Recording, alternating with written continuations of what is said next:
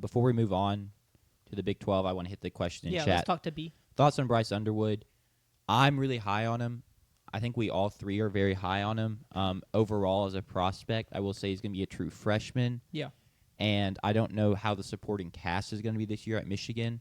So while I'm really high on his long-term outlook, and I still think he'll have a pretty good freshman year, I'm not sure he's just going to put up crazy numbers because of the supporting cast. And also, he plays at Michigan, and they're just not a high-flying offense. Even when their offense is at its best, it's a run-first, ground-and-pound type offense. Championship year, they had two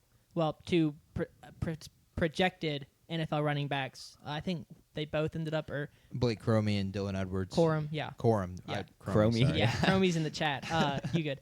Then Dylan, I think, who was it that just got the younger one who ended up not getting drafted? Dylan Edwards. Yeah. Dylan Edwards. Mm-hmm. So the fall off is on crazy. The cover of on 25. the and just ended That up. may become a new curse. We'll see. We'll find out. Yeah. So I also am high on Bryce Underwood. We talked about him, and if you were really interested, if you look in our YouTube, we have a whole 10-minute video talking about Michigan. We go into Bryce Underwood.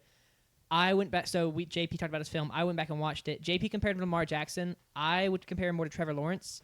I think he's not quite as shifty as Lamar Jackson, but he's got the straightaway speed. Once he gets in the open, he's super tall. He's 6'4", something like that. 6'5" or 6'6". 6'5", 6'6". Yeah. So he's got long strides. He's quick, or he's fast. I wouldn't call him quick, but he is fast once he gets out in the open field, and he does have a very good arm. And I think he's actually in a fantastic situation, even though he doesn't have weapons, because Michigan's defense, as Michigan is, they're just going to be fantastic. Should be. And so they're going to need 18, 20 points a game in 75% of their games to win.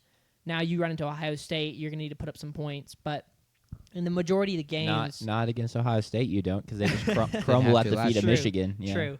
But I think that he's not going to have a lot of pressure on him in the sense that it's not going to be entirely on him to win games. I think he's going to have a lot of pressure on him in that he's getting paid $12 million, and he's the number one player in the country this year. But Bryce reminds me Cam Newton's size, Terrell Pryor's speed. I mean, his size, I feel like, and he's also a freshman, but Cam Newton is just so big. Well, Cam Newton got big. Right, Cam Newton. So I'll be interested if Bryce fills out. And for gets Bryce to that come size. in at the size he's already at is pretty ridiculous for a college fat, freshman.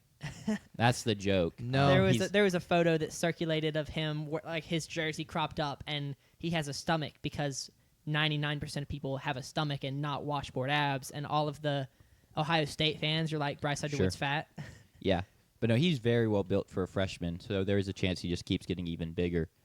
Give your thoughts on him real quick, JP. Yeah, I just want to see him develop. I think that's the biggest thing right now. I love what I see in the highlights of his high school, but I want to see that translate to the Big Ten. I want to see that translate against Big Ten defenses. Sure. I want to see that translate in big moments as well, which they will have this year at Oklahoma in week 2, hosting Ohio State in the Big House. I want to see how he performs in those moments right now, because that's the only thing I don't know right now. He was the best player on the field every single time in high school. When he steps into these big games and he's not the best player on the field, how does he perform in the big moments? Because that's really the only question, and that's kind of been how we've flushed out top overall recruits. You want to think of former 5-stars, how do they perform in big moments?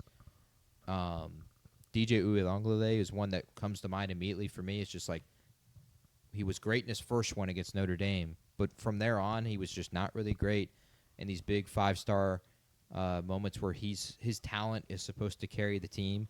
And so that's something I want to see from Bryce Underwood. Yeah. I think he's at a great place for development, though, because I feel like,